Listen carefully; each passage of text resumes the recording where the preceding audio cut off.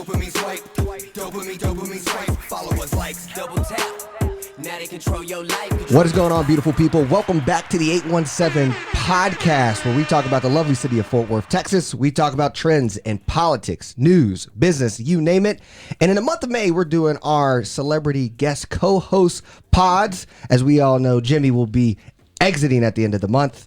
So we're really excited for the two guests we have today. But before we get into the episode, I want to acknowledge what happened at the Allen Outlet Malls in Allen, Texas. Where we have, up to date, based off the news, have lost 8 civilians, a part of a shooting at the mall. I know we talk about Tarrant County. I know we talk about the city of Fort Worth. But we all probably have some type of connection when we know how the ecosystem of the Metroplex works. And so hopefully anyone who listens to the pod or who's dealing with that, we are here, we understand.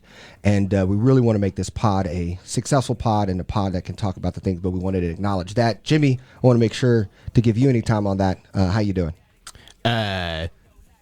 Good. Yeah. I mean, my wife's from Allen. My in-laws live there. They're out of town this weekend, but the likelihood that my mother-in-law would be at that mall on a Saturday afternoon, especially at H&M, is, probably more likely or just as likely as not. So, pretty, I'm not going to say pretty crazy because it's pretty average, pretty normal. Yeah. But it's time that, we put that $33 billion surplus that they promised to spend on mental health to work in something. Like, it's time we respond without as more than just thoughts and prayers. But we will move on to the episode and our guests. We've got 2 awesome people here today, and we're going to let them introduce themselves. Hayden, if you want to go first. Absolutely. It's a pleasure to be on, guys, and to join in this special month of May as you transition and EJ looks to the future, and we all look at the future and the present of what's going on in Fort Worth. So I currently serve in the role as Executive Director of Tech Fort Worth and Cowtown Angels, focused on all things entrepreneurship in the city of Fort Worth and helping founders launch, scale, and grow technology companies and facilitate the connections between angel investor and those high-growth companies, and supporting the universities in their commercialization efforts, as well as enriching the experiences for students to get experiential learning in the landscape of startups, small business, and entrepreneurship. My story in Fort Worth, I've been involved in many, many things, serve on the board for the Fort Worth Public Library Foundation, Near Southside Inc., currently serving on the TIF4 board for the Near Southside and Medical District. But through and through, just a love of this city and open to having the challenges. We were talking as a board at our organization, and we kind of really summed up one thing that's core to us, where continuous improvement is a core value, but we kind of like, well, how can you reframe that? And no sacred cows in Cowtown came up. And like, how do you look at new things in new ways and having a variation of a conversation that we seem to keep repeating, just like the shooting, getting desensitized, to look at a new angle and open up our minds to something new. Wow, that was an amazing introduction, Hayden.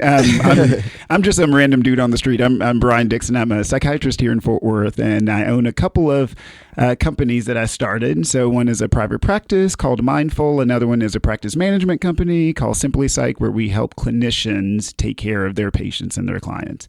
I love Fort Worth, even though I'm from East Texas. I've been here for since 2012, so however many years that is. And I enjoy the culture. It reminds me of East Texas, small town feel with all the big city amenities. And then I realize now that I'm in my 40s, I'm supposed to be one of the folks that is building a better future, right? So when I was in my 20s, I could brush it off and go club. And then in my 30s, I was trying to figure out who I was. And now that I'm in my 40s, I have to do something to make a better world. And so I live over in the South Side. I try to breathe into existence, integration, and inclusivity, and all the buzzwords that get a whole bunch of people pissed off. Those are all my jams. Social justice and the like. So entrepreneurship is also my jam. So that's why I'm glad I'm here with Hayden, and I'm looking forward to a lively discussion. Yeah, Awesome. And I'm really looking forward to having you guys here. You guys are some of the people I feel like influence or molded my own perspective or reality of what Fort Worth is super early. So always thank you for your friendship and the fact that, this is our first in-person pod where we got 4 guests. So we'll see how that grooves. But before we recorded it, it was already pretty lively. So Jimmy, I know you're going to start. So for those of you who may be new to the pod, we do 3 short stories, 1 big story, and then wins and losses about Fort Worth, Tarrant County, and North Texas. And so, Jimmy, go ahead and start with short story 1. What are we going to talk about today? Yeah, so something that made some waves this week was a bill in the Texas legislative session that was backed and favored by Fort Worth around leading legislative initiatives towards expanding film production in Texas and Fort Worth. So Mayor Matty Parker, along with Taylor Sheridan, who's the creator, director, writer, producer of Yellowstone, were down in Austin speaking on behalf of this bill, backing this bill, and Representative Tony Tinderholt of Arlington kind of used some backwards legislative move to try and strike down the bill, basically saying that. So he was basically saying that the bill's analysis was incomplete, and so he used a point of order on the House parliamentarians to strike it down. But this is a big bill that really has a massive impact on not just Fort Worth but the state of Texas as a whole. They modeled it after a bill or a program that we already have in place for the state of Texas that helps bring in large events to the state. So whether it's the Super Bowl getting hosted by one of our big cities, or, NCAA Final Four, World Cup coming in 2026, we have a fund, I would say probably similar to how Visit Fort Worth is trying to attract people, or the city is trying to attract businesses. And this would create the same thing for the film industry. And then kind of serendipitously, there was also a feature in the Wall Street Journal about Yellowstone, which has kind of become Fort Worth's bread and butter as far as growing the film industry locally is. And that's that Taylor Sheridan charges $50,000 a week for them to film on his ranch, and $25 per cow, because you can't include the cows. You can't have your meat and your sides. You got to pay extra for that. But I thought that this was helpful in kind of giving the scale of what bringing the film industry to Fort Worth means. This isn't just, people come in, they, shoot for a day or two, they leave. This is bringing a production crew of hundreds of people to the city, to the area, to the state, having them, they have to live somewhere. So that's like Airbnbs, mother-in-law suites, hotels. That's them being fed 2 to 3 meals a day. So the scope and scale of what this brings to the local economy is massive. They've got the bill back on track now. Saturday it went back to committee. Monday there's going to be an actual vote on it, and I don't think that there's any way that Representative Tinderholt can kind of derail it now, but it kind of made some waves this week. I'm just curious, out of the group, anyone has watched Yellowstone or any of these? I have not. I have not either. Yeah. I have not at all. Yeah. Same. Same, Jimmy? No, I don't have Paramount. Wow, look at us. But I hear it's awesome, and people love this show. And my one, brush with Yellowstone is one of my friends put out a casting call because they needed some extras, and they were especially black dude extras, because whatever they were doing, it was something with some black folks in it. And so they sent that out. And so, Jimmy, much to your point, when legislators do things, they're on their soapbox, but the fact that there could be a black guy that's cast as an extra who gets to be in the room with other producers who could then launch a career, these decisions have larger ramifications. And so stuff like that drives me bananas. And even, I mean, that's not like a free thing. Like that's a couple $100 that they're going to pay somebody to come in for the day. They get the experience of being on a film set. And yeah, what spirals out of that? Even we were talking today about like, the studio that we're in, like, oh, we didn't know this was here. There's a lot of studios in Fort Worth now. Red Productions is one of the bigger ones. And all of that is funded because people are coming to edit their movies here. They're coming to make their movies here and build that industry locally. And it becomes part of that tourism. And in this story, and like the Fort Worth report, it may be buried in this, is just that the bill would also create a virtual film production institute at Texas A&M University and Texas State University for students interested in pursuing careers in virtual production. So it seems like the intention is from economic and cultural to build a pathway for an industry to have less friction, to be able to do the work, and have the incentives of the behaviors that at the state level are trying to promote. Yeah. I'm trying to wonder, what is virtual production? What does that even mean or look like? Like, does this mean it's going to be a virtual course, or does this mean, is that a type of production that happens in film that where someone's lives in Croatia, but they're flying the drone in the Star Wars film? I'm trying to figure out what does it mean? I think it sounds cool, but I know we have the Tech Hub Innovate in Fort Worth here, so I just want to make sure address, what do you think that means and how these skills can translate for the youth for the future of like filming? Well, I was lucky. I had a meeting with some of the deans and people like A&M is really getting now into the liberal arts, and to have this kind of art and culture and 3D virtual reality, other virtual and visual kind of storytelling mediums, to be able to leverage those in film industry and other industries, whether that be advertising or anything else, is to build more and more, like they mentioned in the article, an institute around that for student experience. Yeah. And I know this also correlates with the Arlington having a virtual space for gaming and things like that. So, and I know golf's really big investing in this space, so it seems like an all partnership where you can bring film into it as well. But that's cool. I wonder and worry about things around this story, not in a sense of like, this is a clear win, we need to pass this stuff. But when we start talking about like, this is going to bring so much billions of dollars to the economy, I think the marketing there needs to be like, one, these jobs aren't real jobs for a lot of people. They're 1099s, you might get a set, but then you go back home and live with mom. Like, if we're being serious of what kind of jobs these bring, I'm really curious on that.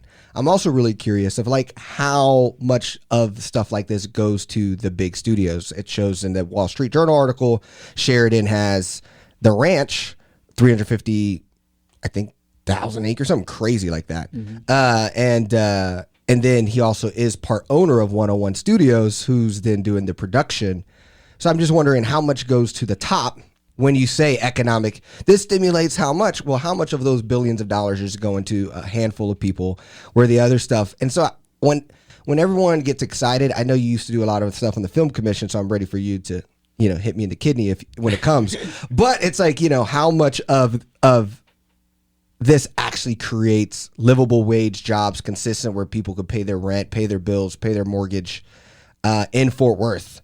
And would I much rather see this in something like, the National Juneteenth Museum and, the investment in black tourism? You asked me if I could put the money to Yellowstone or the National Juneteenth Museum. Well, this is where at the same time where I could see the argument being, is this even, I'm not saying I agree with the guy who nixed it, but I also don't want to over glorify something that I don't feel maybe is the most important priority in our city. Yeah, like, so a few practical things. One, the movie Miss Juneteenth was filmed here. Like, Boom that's shakalaka. something that, attracts an audience and a niche studio of people that can be tied into something like a national Juneteenth museum. I think the article did a good job of showing, like, they showed a bill for $33,000 for catering, and you're like, man, like what are they getting, like caviar? And it's like, no, you watch through the credits of a TV show, a movie, and you see tons and tons of names on there. Like 70% of those names are on that set every day. Because of their unions, they are guaranteed a certain number of meals. If they go over a certain filming time, it's another meal. There's craft services, which is like their snack bar, snack trailer that's always going. And then even from a like personal example of a friend of mine who worked on the last Spider-Man movie. So Marvel does the majority of their filming outside of Atlanta, in that like rural area. So they were relocated there for 9-10 months. They're given like a pretty crazy per diem for living, where I think they said they're getting like $5,000 to $6,000 a month for housing in like rural Atlanta. And so they bought a house. Now they rent, because they know that studios are coming back there over and over again. They rent that house to the next person who is coming in to film for 9 or 10 months. And so they are also then drawn back to the area, whether that's like being more likely to take another job there or just, having the tie of an investment there. So I think like overall, even though the vast majority, like in anything in corporate America, is going to the top and to the bottom line, there's still a lot that flows down to the practical on-set people, especially the ones that are relocating here because they are part of a union.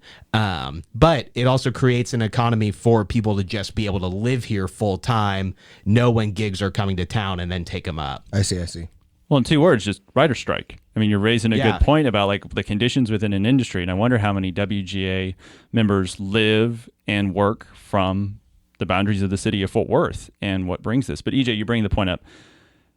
Does this come from a mindset of scarcity or abundance of like, if we're putting dollars here, does that take away from something else? Or what's the pathway that we activate resources for the things that we're collectively trying to achieve? And what are the ramifications of those decisions that then flow? Like even before we were talking about an industry and that filming reputation is Yellowstone drives tourism, just like Bridgerton and Downton Abbey drives tourism to those cities where they're filmed.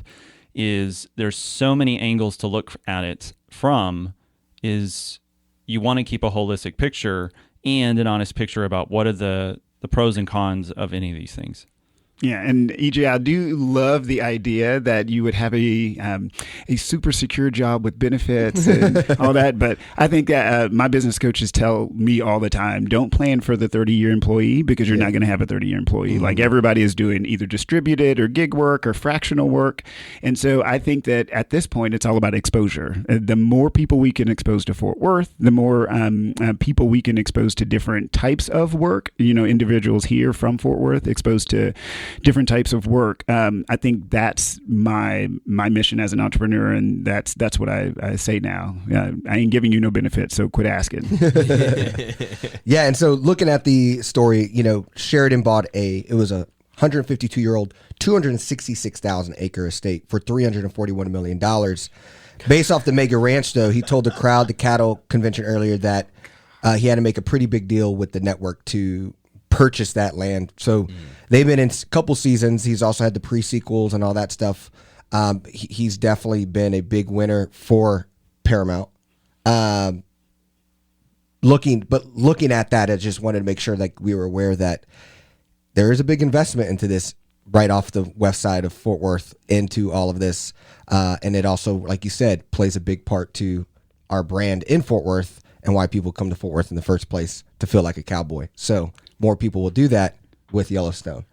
So I understand also that. You guys want to move to the second story? Mm-hmm. Yeah, bring it on. It kind of ties into this story out of the Fort Worth Star-Telegram, What do Fort Worth and Silicon Valley have in common? A lot, this business leader says. This is by Jenny Rudolph. And pointing to the Southeast Fort Worth luncheon that they had, their annual luncheon, where Mike Berry, CEO of Hillwood, and Mayor Matty Parker spoke. And Berry really put a spotlight on the position that we have and the potential of really scaling in some industries of target and importance. And he's really pointing at mobility innovation zone, being able to attract larger players to have increased innovation and activities, to get that cross-pollination of it and to field test and get those things piloted. But he has a quote, if I can find it real quick, from a standpoint of, we need to do everything we can to help them overcome obstacles and impediments to growth, and really pointing to kind of like the homegrown companies and the friction that's created and reduced with any of these decisions that are made that can help this process. So same thing with the film industry, is looking at mobility, and the city formally recognizes Mobility Innovation Zone and the Medical Innovation District in the near south side as innovation hubs. And so the things that follow that help reinforce it. And big fan of Barry because he goes beyond buzzword. It's tangible things that are moving. It's now, did it create opportunities for all to be engaged with it, whether you are the big one or you're the small one. The same thing in medical as a strong opportunity for innovation, and has been continuing, and that's where our seeds were planted as an organization at Tech Fort Worth. But just looking at it as a citizen, it makes me excited that we're recognizing that both of these can exist and coexist, and what are they able to do together to tell the big story that reduces any of the barriers to entry and the opportunities to get more and more people, like Brian, you're pointing to, exposure. And thinking of this as a place where you can do business, where you can do something creative and something impactful. Yeah, it very much in the medicine world, there's a term called like progenitors and undifferentiated, and it's basically you have all the building blocks to build something great. What you need are the right stimulus, the right electricity, the right conditions, the right salt and sugar balance to get certain things to happen. It's like making a recipe, and so I think that I fully believe that Fort Worth has those building blocks. The key is we're going to need leadership, and even more importantly, we're going to need that operational infrastructure, is what I always scream about, which is those avenues, those accelerators, those business people who know how to, get things done and get it done in a particular way and in a particular order. Because one of the worst things that happen, and we talk about this a lot over in Southeast Fort Worth, is if we go I wouldn't say go too fast, but if we start to create things, but there's no infrastructure behind it. Hey, let's say have a grocery store, but we don't have enough people. Well, then if the grocery store closes, then, all hell breaks loose, and then people lose momentum. Or, hey, we're going to bring in this brand new, tech thing, or we're going to bring in this brand new medical thing. And if we don't have the background, we don't have the support, it'll fail. And especially in communities like the Southeast Fort Worth, if it fails, it's going to take that much longer to bounce back. And so we have to be very kind of thoughtful, culturally thoughtful on how we do all those things. Yeah, think long to act fast. Don't put the cart before the horse. Ooh, that's sexy. Think long to act fast. I like it. Now, what is your guys' take on where Barry also said that North Texas cities like Irving, Plano, Frisco are Fort Worth's competitors? What is your guys' take on how we should be looking at that, and when we compete, does that feel that way? Yeah. Well, something that I'll touch on that, but I also want to touch on what Brian was touching on is like, we have to work together inside the House of Fort Worth, less infighting, especially if one thing is in one district and it's not in yours or anything, that it's rising all ships. Do you feel there's a lot of that right now? I think there's some that creates tension and friction that has over many, many years and decades, that I think we're having examples of projects that have bridged across that and get people to work together on that, because we could look at those external places that are being able to be attractive. I mean, McKinney creating a place that just rapidly acquired companies and made it very, very attractive for them was a very strategic decision that they made to create not just the built environment and infrastructure, but also the other support organizations for that. It's what is the lens that we're looking at to attract, but also what are the support systems that are balanced that help those grow locally. And you as a local founder, I mean, all of us have entrepreneurship in our DNA here in this room. You've got all this disconnection potentially between who entrepreneurs and where they are distant from the whole picture of economic development. But in fact, it's all centered and touches on all of those same things. So we can always look to the outside and do best practices and benchmarking and scaling against who we are perceived to be against. But just look at the stories of just like how a region tried to come together for Amazon HQ2. And how effective was it? And did that then carry forward, whether we were on the short list or not? And I don't think we ever were going to be. But does that carry forward? And now you're seeing stuff like the ARPA-H over in Dallas, Houston, and San Antonio trying to leverage that connectivity across the state to the federal to say ARPA-H Institute should be located in the state of Texas. Mm. Yeah, and I mean, I would say that there are still silos and lots of things. So, I mean, not to be the Debbie Downer, but when I remember the whole Amazon thing, and I just I laughed because I was like, wait a minute, the city put together a big presentation and all this stuff. They pull money and incentives out of there. I don't know, 400 million or something crazy like that from however many years ago. But then when I go, hey, I want to start something myself, or hey, I want to do X, Y, and Z, there's like nothing there. Yes, there are private accelerators and private incubators, or even or nonprofit incubators or that sort of thing. But there's no concerted effort on behalf of the city, in my opinion, to do what they need to do for entrepreneurship. And so for like, especially serial entrepreneurs. And so when it comes to building a Silicon Valley, you're going to have a lot of people who are willing to take some risks, hopefully not too bad of a risks, and melt the system down like almost happened with those banks. But you have to have somebody willing to, on the city side, say, hey, yeah, I'll help. I'll try. Yeah. Public-private coming together to plant 1 million seeds that can grow instead of always just defaulting to you got to attract it. Mm-hmm. There's some incredible talent. Mm-hmm. Yeah. Well, I think that's the other like tough part about I think we're much more becoming more like an old school railroad city or oil and gas Midland and Odessa, but just for like mobility in the sense of the winners are going to win. Like, I think the people who are doing alliance, what makes Silicon Valley great is that those in power wore a t-shirt and sat next to you at the coffee shop. The people who were there, how many times have someone like ourselves, or I feel like the people who are making the moves in alliance, but granted, Fort Worth is really big, right? We're the size of the 5 boroughs of New York with 10% of the population. So a really big place. But it also just feels like the people who are responsible for creating the Silicon Valley are very private and not open to stewarding, where like you had Y Combinator, you had Silk Road, you had all that action around college students connecting with adults. And I don't think we have that in Fort Worth. It's very much private, still behind bars. And when you get to election results, which is a big story, we will also continue to see that as well. Yeah, it's like how hyper-connected and how many layers of separation are there between that person with an idea and the people with the resources that can see that I want to back this jockey.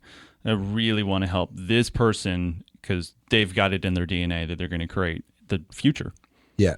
And I think especially in Fort Worth, there are not that many layers in between that idea and that person that can fund it. The problem is that there isn't a bridge, or there's not 2 bridges to get you there. And we have to figure out how culturally to create those more mixed interactions to connect those people and get things started. And I think even just like culturally, when we're talking about, we have a mobility zone, we have a like medical incubation area, like 95% of Fort Worth probably doesn't know that. And so like, how do we create a foundation of people embracing the more innovative side of the city and saying, yeah, we've got driverless like cars and delivery things going on up here. Like that's part of my identity as being a Fort Worthian too. Yeah, and my mind was going to the same place, the noise. And like, how many times do we have conversations with people in our own network and that we connect with across the city of Fort Worth? They go, I didn't know that. I had no awareness of that. And if you're paying attention, you're like, well, how did you not know that? And you're like, wait, no, a lot of people aren't in tune with a lot of this. I mean, that's why y'all created 817 Podcast, is hear stories to put and connect the dots to people. But I imagine most of the people listening to this are paying attention. Yeah. So how do we help people to get more in the know, to feel that it's okay to be embarrassed about the amount that you're disconnected, and that that's a safe place to be, to get to start to ask questions and go. I remember years and years ago, I was sitting in Chimmy's over in West 7th, and I was talking about these events, and a grad student goes, where do you find out about these? I was like, I just pick up Fort Worth Weekly every week, and I read it. I was like, it's right there. Let me get you one. Build it into your habits on a weekly basis just to get exposed.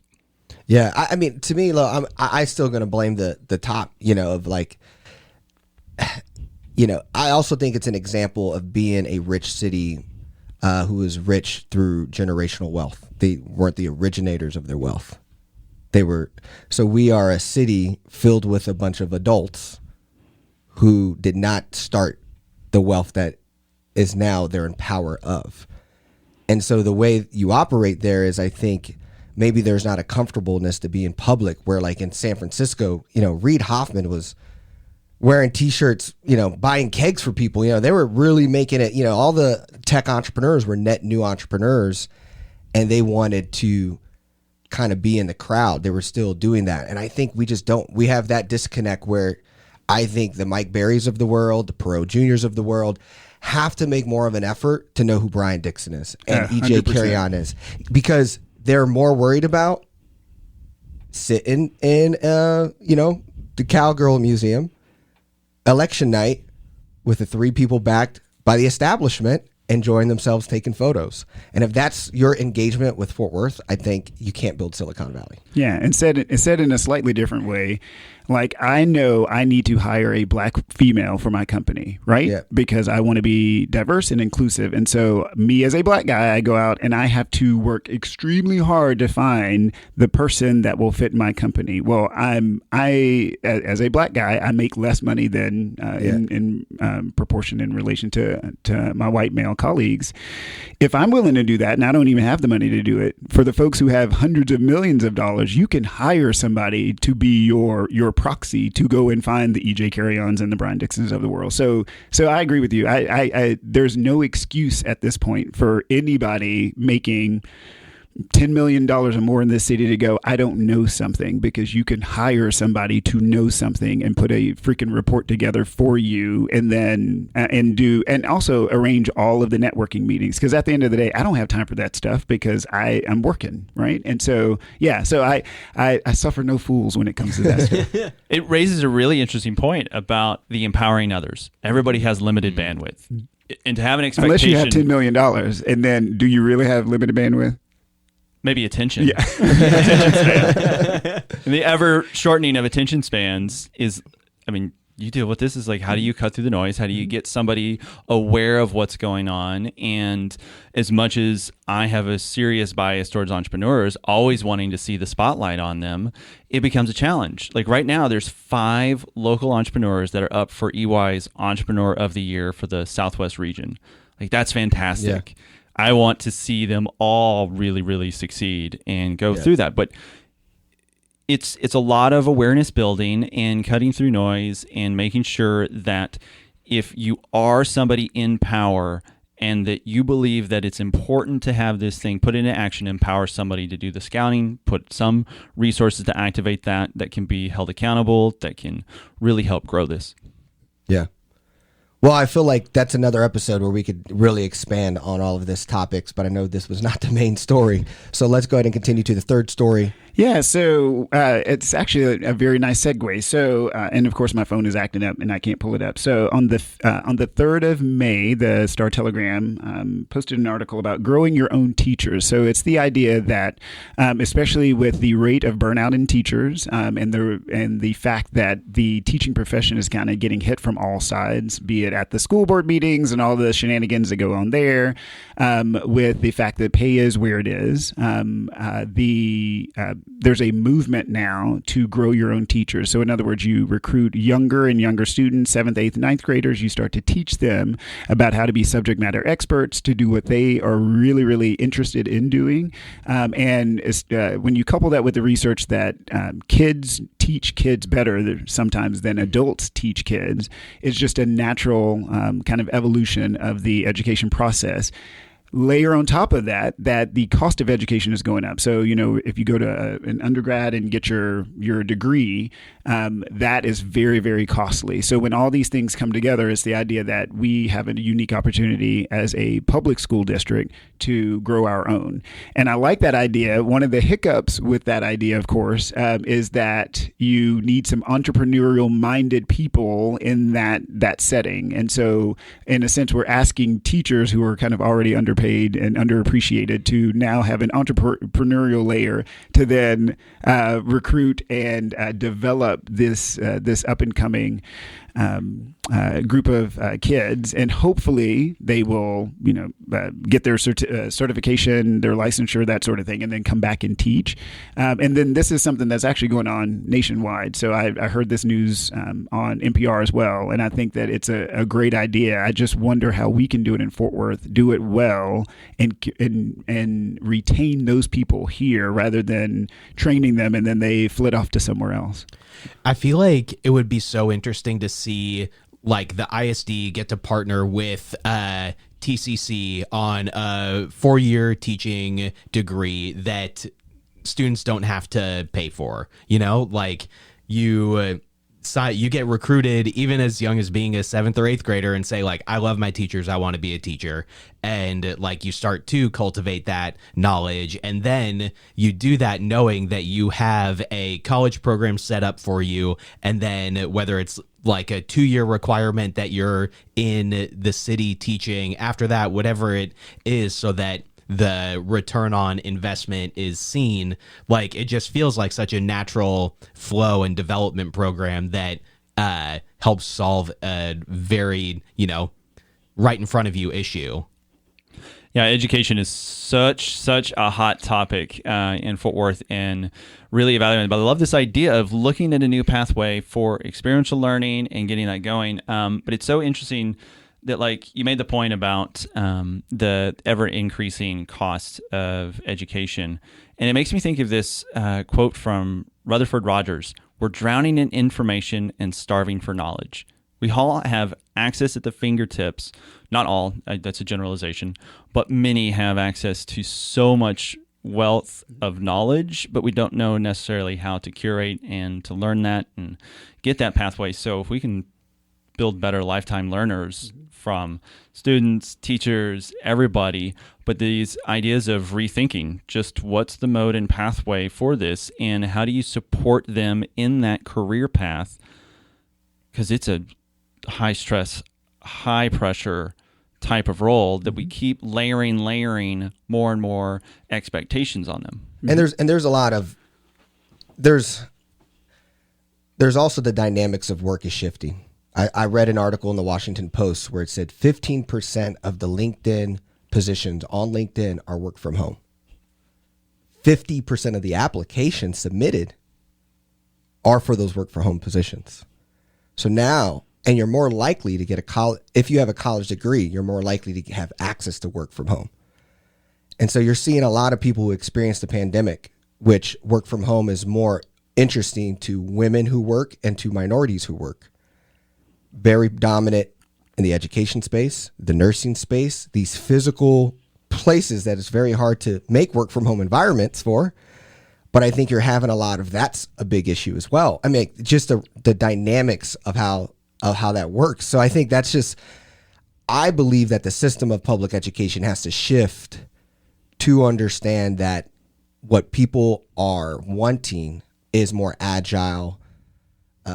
I don't know what that looks like because attendance was the way we funded school districts. But now if attendance looks like, 4 days in school and one asynchronous day for a teacher, I don't know what it's going to start becoming. But you're going to have to also, it's not just money, change how we run schools and what school looks like, especially if people who do go to work, like your wife, right? I think you only have to go 3 days sometimes. So it's like y'all's availability to be a part of y'all's daughter's education looks different on a Monday and Friday than it does Tuesday. And, I would love to know what's the amount of parents taking out of kids out of class on Mondays and Fridays compared to Tuesdays and Thursdays.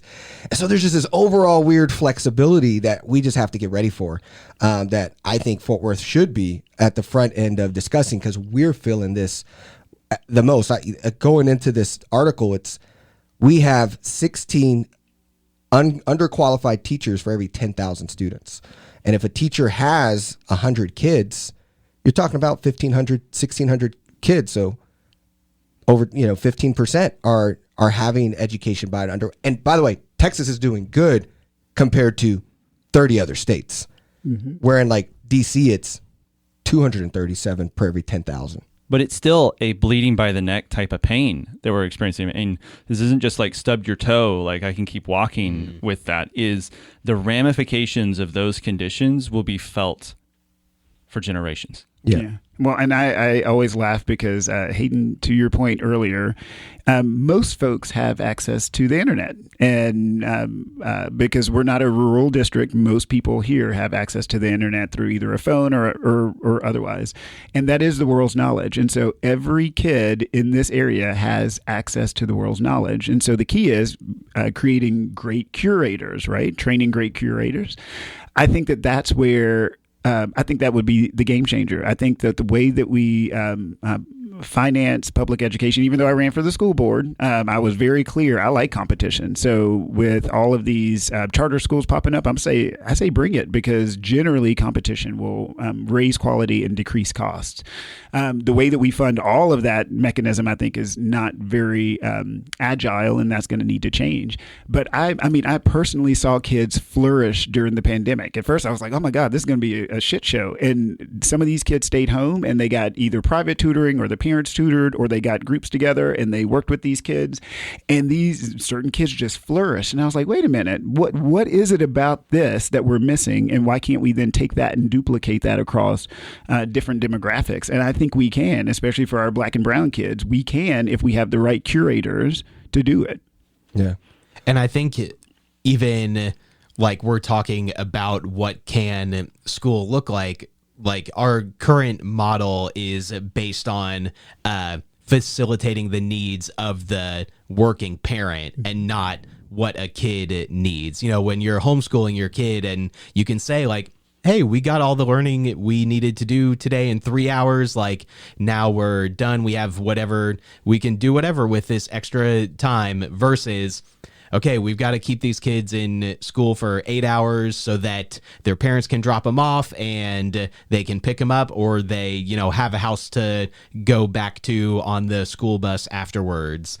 And we talk about like learning and curating, like it's why TikTok is so much more influential than Instagram, Facebook, and even Google, that in like Gen Z, Gen Alpha, because you have an environment where you can pick up your phone, have all the knowledge in the world, have somebody who is probably fairly good at orating, explaining something to you in a way that before you had to go to Google, look through 20 articles, hope you found one that explained it in a way that made sense to you.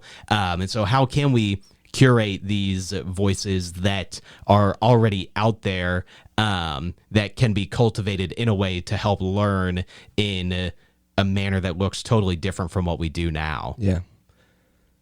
Yeah. No, we picked some big topics to be short stories, guys. So we are rolling into the stories. And so I'm going to go ahead and move us into the big story. Obviously, we had election. Election day was, I guess we dropped Monday, so it was on Saturday. We had 8.9% of the county voted. That's 107,031 voters of a 1.2 million registered voter casting city. And I want to just kind of dive through this quickly and then get your guys' take. Obviously, Maddie Parker won, Jared Williams won, Elizabeth Beck won. They were also able to do that without going into a runoff. Nettles was didn't have anyone. Crane didn't have anyone. Gina Bivens won without having to go to a runoff. The only runoff we have in all elections is District 11, and that will be with Rick Herring and Jeanette Martinez. And then with School Board District 5, they had an incumbent there, and I guess Kyle Lynch or Kevin Lynch. Is going against CJ. Yeah. So, and then Water Board, Motherall, and CB's team won those as well, which were also the most finance. Seemed all looked like what's going to happen. Nothing too surprising in the race. What do you guys feel about it?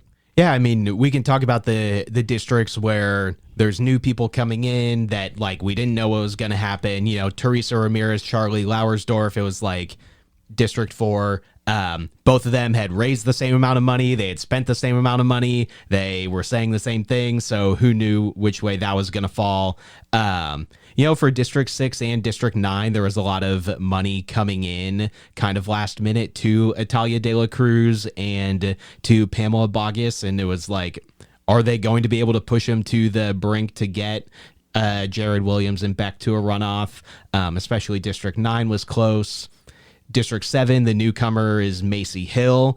She, took almost 2/3 of the vote there.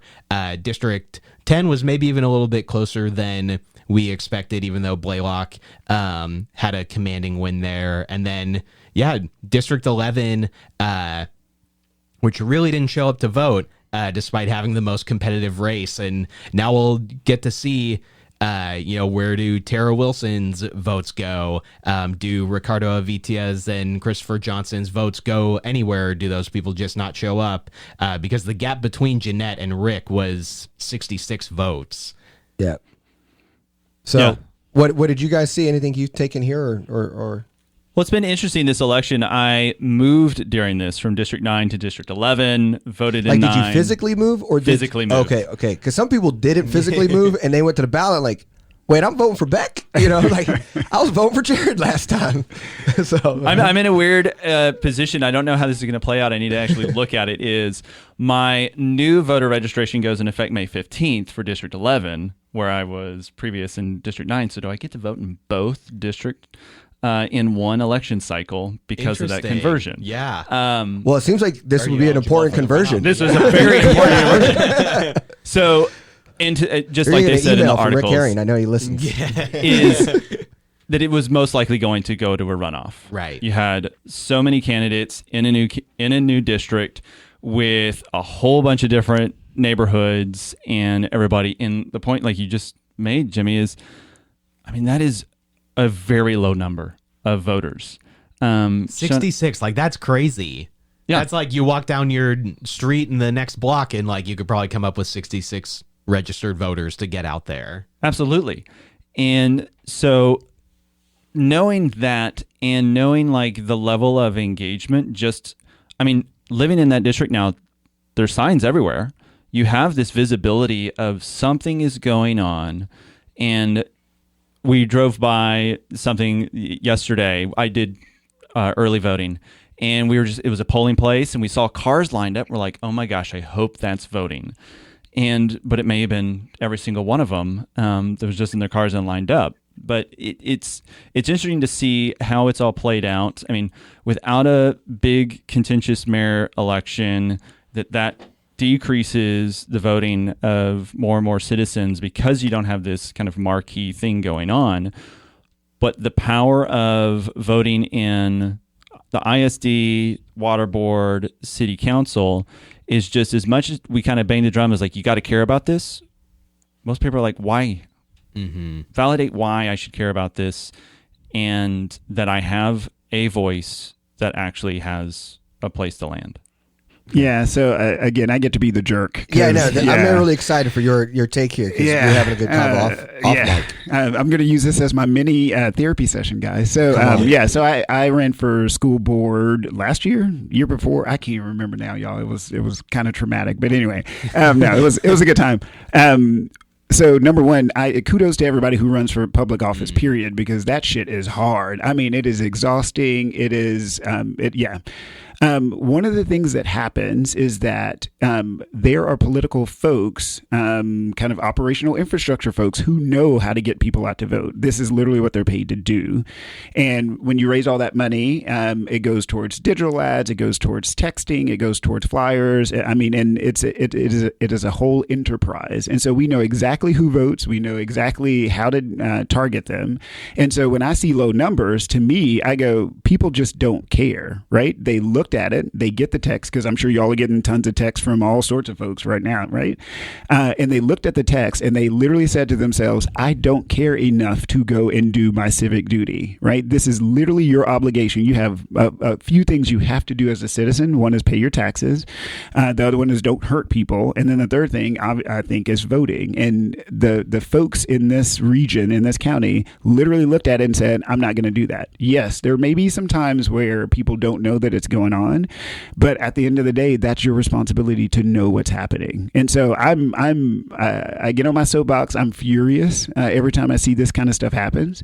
And then I kind of, I feel sad, but also laugh, because as the bad things keep happening, as the guns keep going off, as the potholes keep forming, as the mis and disinformation keep being perpetuated, and then people go, oh my God, this is terrible. And I go, yeah, because you saw the text and you chose not to go. So if you want a better world, it is your obligation to get up and go and do that at the end of the day. And so, so it doesn't surprise me that the turnout was low, because in a sense, part of me almost says we're doing our jobs too well. We need to start making people more uncomfortable, more potholes, more drama, and then maybe people will give a shit and get up and go do what they're supposed to do. Yeah, I feel like this, going back all the way to the entrepreneurship story earlier, it's kind of the same dance that's happening, right? The elites, or the people who have made it, who have the wealth, they associate with each other. You know, their son's company goes public. You know, and it's the form. If you look at today's politicians, you know, Macy Hill worked at in the philanthropy for Firestone. Her husband's the director of the water board, on the water board team. Motherall, his uncles were U.S. House reps. And I feel like why the establishment always seems to get these really easy seats is because they just have phone calls and, hey, I think you should run for this. I was like, all right. And then $100,000 later, here's the money. Here's Murphy Nasica. Here's the campaign. We're going to pitch you in. We're going to do it. And then it happens for you. Where then I think the grassroots politicians, it's just so hard to make that lift. So then there's not even a chance to compete when the opportunity like a 4 shows up, where, man, I think anyone who had any could have made a really impact and take that seat, but it looked like 2 people just kind of took that seat, and one guy took it off, and he's a small business owner. We'll see how he votes. I know he's pro cop. He's pro a couple things. So we'll see how, he's younger. So we'll also see how he intertwines with the young city council group, because before Alan Blaylock's seat was there, who now moved to 10, which was the largest region to vote, which we've also learned because the historic bond for Northside, got a lot of people out to vote. So that's why you saw Region 10 so high. Yeah. So having been one of those guys that use Murphy Nasica, you're correct. Like if you have the means and the money to then hire the folks to do the things, right? Again, because it's literally what they're paid to do. And I always say you hire the experts to do expert things, right?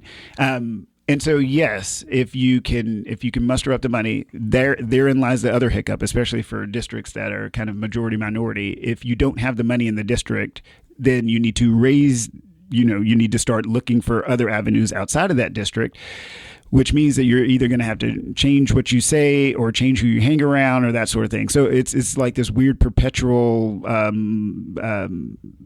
system where you lose no matter what you do, in a sense. So you kind of have to pick your poison. So either go with the establishment and do what you need to do, or try to hoof it the hard way, the old-fashioned way. Yeah, there's no right answer. Yeah. One thing that, and again, what you do as a candidate is what you do as a candidate, because politicians are politicians. It still doesn't absolve people of the fact that literally you're supposed to go and vote. That's what I mean. I can't.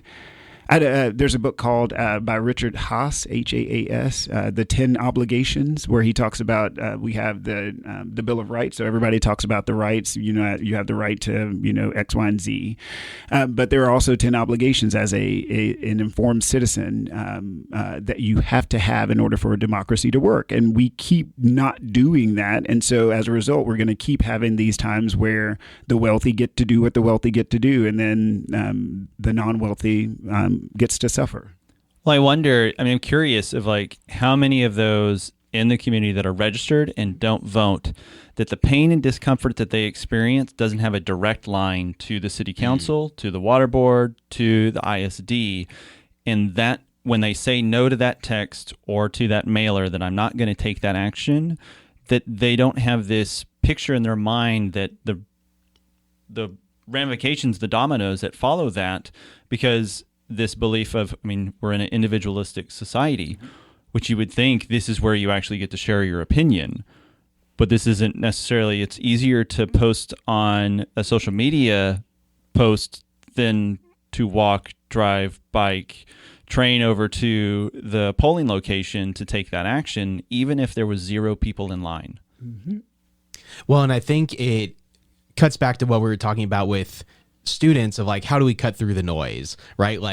90% of what we get in the mail is garbage. And so you get a little plastic thing I don't really look at it because I know what is going on, but I would imagine the majority of people just feel that material and are like, oh, this is trash. And then how many spam texts do you get that I can't read anything, leave anything unread. I will always have a 0 in my email inbox. I get to everything, but how many people at the end of the day are just going through every single number that they don't have and hitting report junk? So how do we change the landscape and create more of a foundational culture of voting and civic duty that actually gets followed through on? And I think too, if we go back to 2020, how many people went out to Black Lives Matter protests and events that haven't voted every single time since then? It's got to be a lot, because there are a lot of people out there and there's not a lot of people going out to vote. So there's a disconnect between I thought I was supporting my community to then the follow through action of I'm going to continue doing that by voting. And it's definitely a cultural thing of, we've had things the way that they are for so long. Does my voice matter? And the answer is always yes. Yeah. And you want people to truly believe that and know that it matters. Right. But it brings me back to whenever I first got involved with Steer Fort Worth when it was started.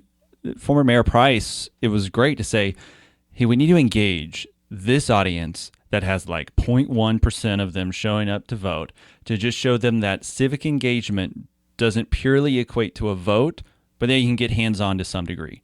And it made a lasting impact on me, and the belief of being able to be a champion or a large supporter of causes in the community that go beyond the vote, but get into the weeds and the actions of those. That's why I joined the Fort Worth Public Library Foundation, Near Southside Inc., places and things that I see as far as education and economic development that align with who I am, but always following up with it, that civic engagement picture included the vote. Mm-hmm.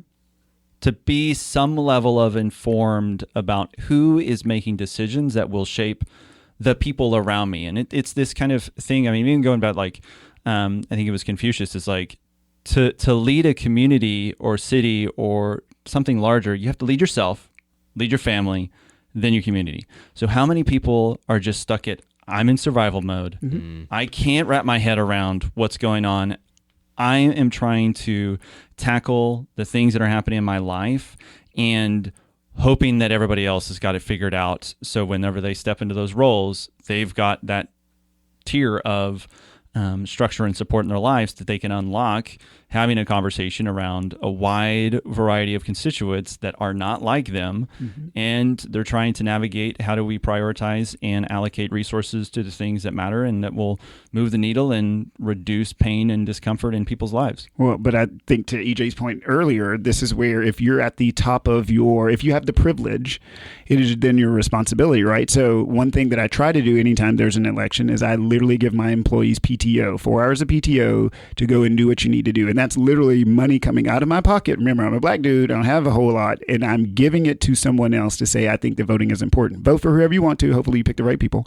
But I think that we need to have that level of engagement from all the entrepreneurs here in the city, all the entrepreneurs in the county. And I would love for the city itself, I don't know what ordinances, if it would violate something state or federal, but to say, yeah, voting is so important, we're going to do X, Y, and Z. We're going to encourage the ISD to do X, Y, and Z. There are lots of things that we can do that are creative to get people out to vote if they want to. So in other words, remove every barrier that we can think of, and then we see what happens. But at the end of the day, if you choose not to, then you made a choice, right? That is your choice. Yeah, and even like rethinking our locations, like can teachers vote at school? Like literally, can we have an area in the parking lot or in the library or something where a teacher can take 5 minutes on their lunch break, go vote? The food hall in Crockett Road that's empty now. Like there's a lot of apartments there. Like, hey, come vote here. Like this is a voting location that is walking distance to you. You hit something like it makes a lot of sense. Like rather than having voting locations, you have voter liaisons, and every office is required to have a voter liaison at their office on voting election day, so that your employees can vote and they don't have to go anywhere. We're not even about voting locations. We're about voting liaisons who then are at the WeWork, they're at TCU, they're at, and every, anyone with 50 or plus employees have to have a voter liaison. The voter liaisons get paid. You limit the physical needing of the physical space and hoping everyone comes to you. You're now going to them.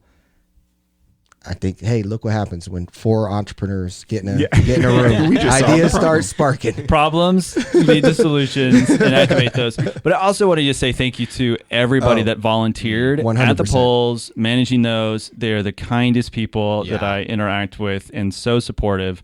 And talk about civic engagement. I mean, they are going up and beyond. I mean, I haven't volunteered in that capacity, and I one day want to show that, like, hey, this is important, and I want to be a part of making sure that it is accountable and people have the opportunity. And so big thank you to everybody in those roles throughout the city and through the county. Yeah. I think it's a great way to end the big story. Again, there will be 2 runoffs in like June or July? June 15th? I think early June. Yeah. And so if you get to participate in those, it looks like Hayden gets to maybe. So, go ahead and... Welcome to the club. Yes. Go ahead and vote. So we're going to go ahead and move to wins and losses. Jimmy, go ahead and start with your loss. We like to start with the losses first, so we end on a good note. And we'll end with our wins. We'll let the 3 go, but go ahead and Jimmy, make it happen. Yeah, I don't know if I really had a specific loss. Like we were just talking before we came on of like... about voter turnout, and like you said, Brian, like whether you agree with somebody or not, if you choose to run for public office, especially in a place like Fort Worth where you're spending your time, money, energy to run for a city council seat to get paid $25,000 and be treated like a full-time over-the-top employee when really you're only designated as part-time. So like if you ran, like thank you, but also like I do feel bad and like feel the weight of the amount spent per vote because it's costing too much money to get somebody to go vote. And so I guess that's like the loss for me is that we're making an investment and not really seeing a return on it anywhere. Which that'd be really fascinating. I loved the Fort Worth Report's breakdown on the campaign finances and the visuals and the infographics they did. I want them to do that. The customer acquisition costs for every campaign and for every vote of what that looks like. And then you could even do, I mean, just to really nerd out on the startup stuff is like, what's the lifetime value of that individual voter and how consistent have they voted? Yeah. Who wants to go next with a loss? Anyone else has a particular loss? Mine is sad because I read the New York Times every day. I don't know what that says about me, but there's yet another story that kind of reinforces how difficult it is to be a black man in this society. It was American road deaths show alarming racial gaps. And so it's just another reminder that if we don't have safe neighborhoods, there's no safe place to walk or to bike. And then it's just a disproportionate danger to our healthcare. So I'm looking to change that with, neighborhood stuff and blah, blah, blah. But yeah, it just makes me sad. So that's a loss. Yeah. Womp, womp, womp. No, 100%. I mean, it's so disheartening, to hear that these disparities at any and every level. And something that we're doing on our team is like, truly understanding theories of change and systematic change. Like, what are the conditions? What are the things that do that? And so I'm excited to dive into that from a standpoint of what is truly going on and what are the things that anybody can have an impact to improve. I mean, I try to be a very defensive driver, always aware, always present, and it's such a loss. Do you have one, Hayden? A loss? Well, it's this civic engagement and people without a voice. So double clicking kind of where Jimmy was touching on. The loss is that I think as a city and society, this is representative of reality not meeting expectations. And what are we doing to actually address and try to build towards that reality? And what do we envision?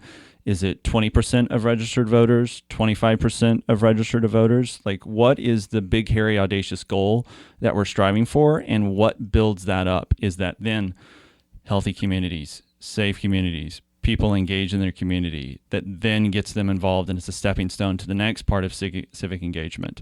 So that I think is my loss, just especially in the last 24 hours of just getting that validated level of that there is, even if you have all the conversations of people pointing to, there's a select few making decisions that impact the many.